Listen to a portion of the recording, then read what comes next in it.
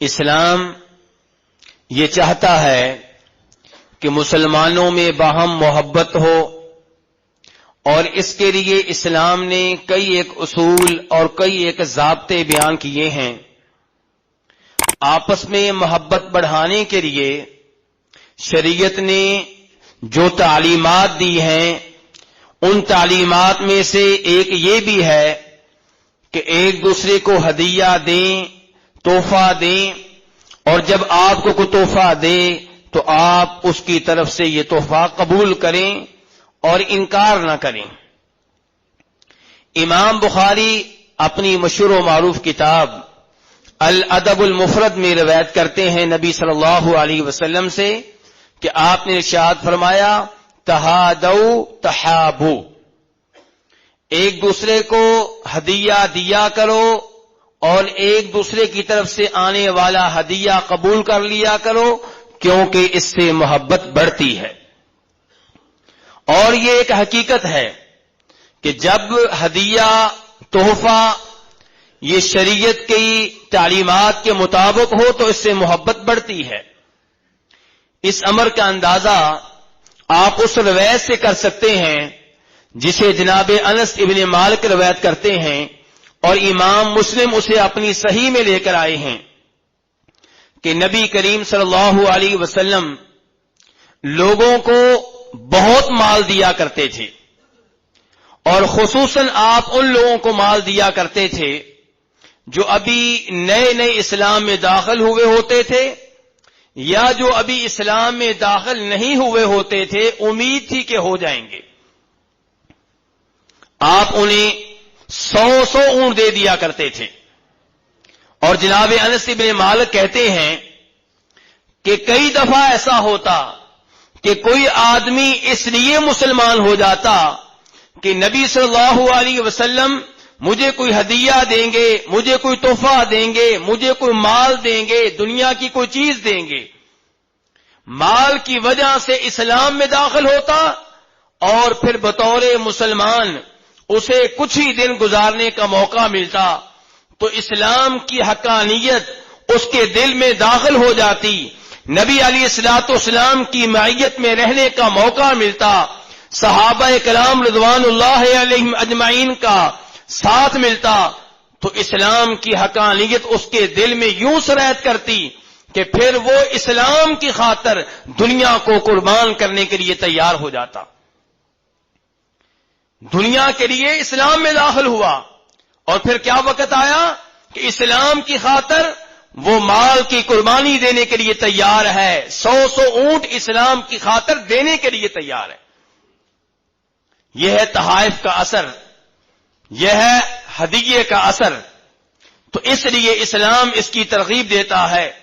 نبی علیہ الصلوۃ والسلام نے قولی لحاظ سے اس کی ترغیب دی، اور عملی طور پہ آپ نے لوگوں سے تحفے لیے بھی دیے بھی۔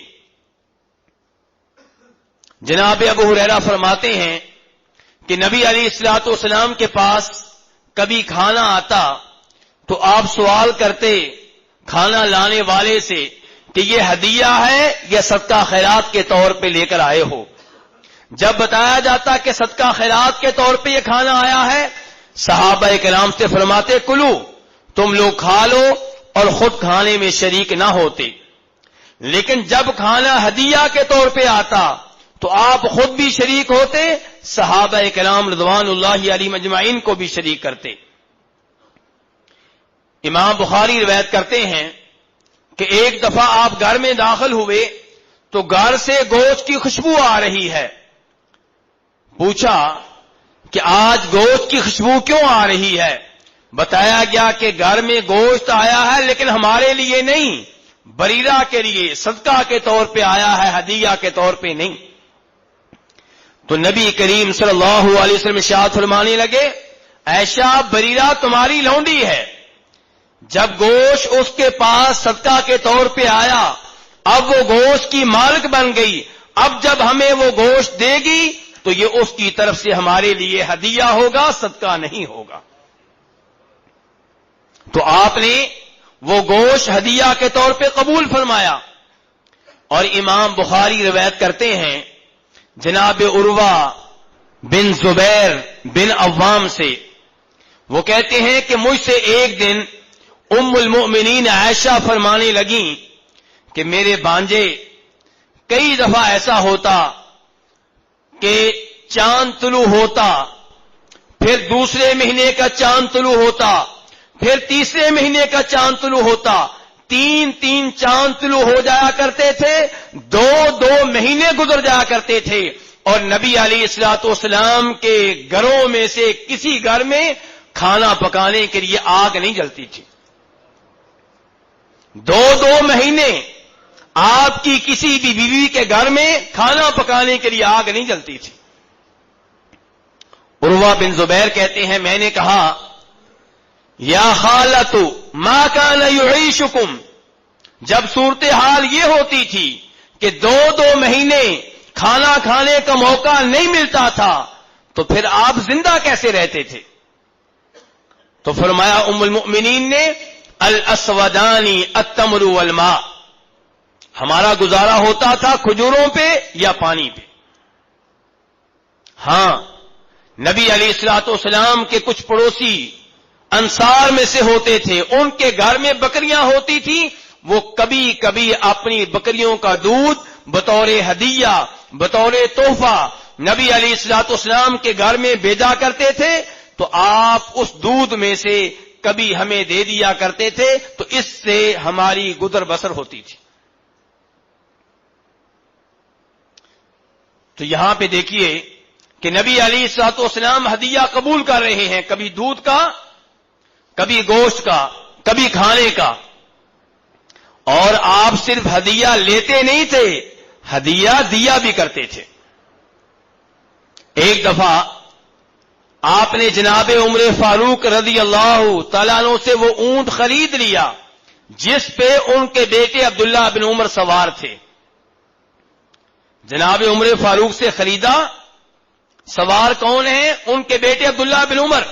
اور خریدنے کے بعد عبداللہ بن عمر سے کہا کہ عبداللہ یہ اونٹ میری طرف سے تمہارے لیے ہدیہ ہے۔ کبھی آپ جناب جابر بن عبداللہ سے اونٹ خریدتے ہیں، قیمت طے کرتے ہیں، اور پھر جناب جابر کو اجازت دیتے ہیں کہ ابھی تم حالت سفر میں ہو، مدینہ تک تم اس اونٹ پہ سواری کر سکتے ہو۔ مدینہ پہنچ کر آپ جناب جابر کو اس اونٹ کی قیمت بھی دیتے ہیں، اور پھر کہتے ہیں یہ اونٹ پہ لے جاؤ تمہارے لیے ہدیہ ہے۔ ام المؤمنین عائشہ باقاعدہ فرماتی ہیں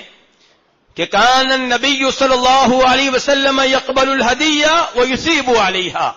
کہ آپ ہدیہ قبول بھی کرتے تھے، اور ہدیہ ملتا تو آپ اس شخص کو جو ہدیہ آپ کو دیتا اس کے بدلے میں کوئی نہ کوئی چیز دیا کرتے تھے۔ یہ آپ کا معمول تھا، یہ آپ کی عادت تھی۔